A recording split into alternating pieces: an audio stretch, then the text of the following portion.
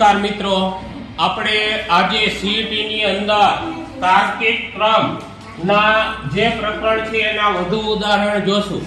તો સૌપ્રથમ પહેલો દાખલો છે, આપેલ શબ્દને યોગ્ય ક્રમમાં ગોઠવો. એમાં પહેલું છે 1000, બીજું છે દશક, ત્રીજું છે 100 અને ચોથું છે એકમ. ચાલો, અહીંયા તમને ખ્યાલ છે કે સંખ્યાના એના ક્રમ નંબર આપેલા છે. તો એમાં પહેલું કયું આવે? એકમ, દશક, 100, 1000. તો એમાં પહેલું કયું આવે? એકમ. તો આને એકમ ને તમારે 1 નંબર દેવાનો. પછી શું આવે? દશક ને 2 નંબર, પછી 100 ને 3 નંબર અને 1000 ને 4 નંબર. તો બન્યું શું? આ 1 નંબર ને કેટલા છે? 4. પછી 2 નંબર ને કેટલા છે? 2 અને 3 નંબર ને 3 અને જે 4 નંબર ઉપર છે એને 1. તો આ ક્રમ બનશે 4 2 3 1. તો ચાલો જી ABCD ઓપ્શન માં શું છે? B. 4 2 3 1. તો આ ક્રમમાં તમારે જવાબ લખવાનો, નહીતર ખોટો પડે.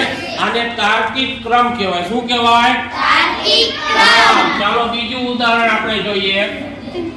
નીચે આપેલા શબ્દોનો યોગ્ય ક્રમમાં ગોઠવો. A છે ગાય, B છે દૂધ, માખણ અને દહીં. ચાલો, એમાં ક્રમ કઈ રીતે હોય? તો પેલા ગાય આવે? પેલા ગાય આવે તો ગાય ને 1 નંબર. પછી દૂધ દોવું પડે એને 2 નંબર. અને પછી એનું શું થાય? દહીં 3 નંબર. અને દહીંમાંથી પછી અલગ માખણ કરીએ એટલે માખણને શું આપીએ? 4 નંબર. માખણને આપણે શું આપશું? 4 નંબર. તો ચાલો નંબર લખીએ.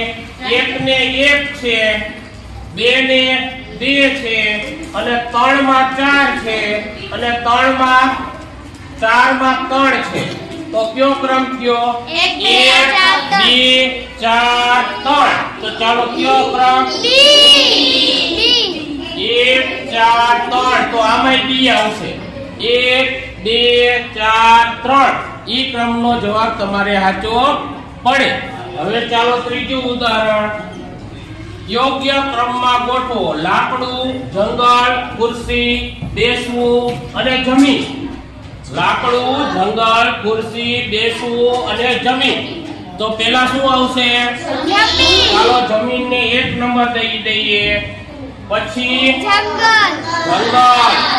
ચાલો એને 2 નંબર, 3 નંબર, ખુરશી 4 નંબર, 5 નંબર. ચાલો 5 પ્રશ્નના તમને 5 શબ્દને ક્રમમાં ગોઠવવાના છે. તો 5 પ્રશ્ન તમને આપેલા છે એને ક્રમમાં ગોઠવા. ચાલો 1 નંબરમાં કયો નંબર છે? 5. 2 માં 2, 3 માં 1, પછી 4 માં 3, 5 માં 4. ચાલો આ ક્રમ આવ્યો 5 2 1 3 4. કયો જવાબ આવશે? 5 2 3 4. ચાલો આમાં બી જવાબ. ચાલો હવે આપણે ત્યાર પછીનું ઉદાહરણ જોઈએ. તો 6 પ્રશ્ન આપ્યા છે.